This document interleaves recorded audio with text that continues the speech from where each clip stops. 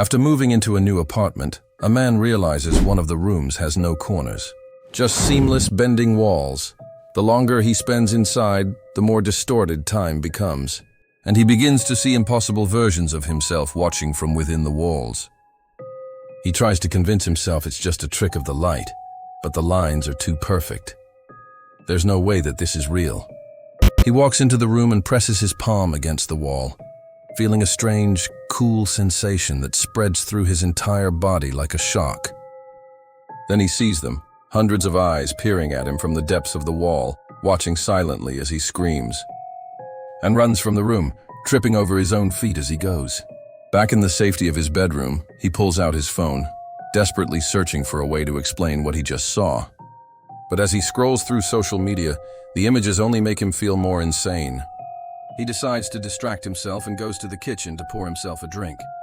But as he reaches for the liquor cabinet, he sees another impossible angle of himself reflected in the glass.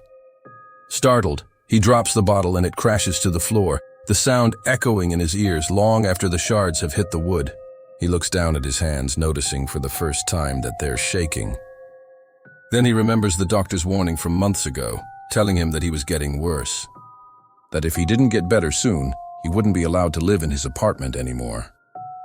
The man had been struggling with anxiety and paranoia for a long time, but it all came to a head when his girlfriend broke up with him. Unable to cope with the stress, he began experiencing blackouts, waking up in the middle of the night with no memory of how he got there. That's when he decided to move into the new apartment, hoping that a fresh start would help him get his life back on track. But now he's starting to think that maybe he wasn't ready. Maybe he needed more help than he realized, because the longer he spends in this room, the more he feels like he's losing his mind, and the voices in the wall are getting louder. They're whispering his name now, calling him to come back to the room, back to the only place where he feels truly safe. Because the truth is, the room isn't real. It's the inside of his own fractured consciousness, a place where his memories bend and fold in on themselves, trapping him forever in a never-ending hallway of his own past. And he's been institutionalized for years.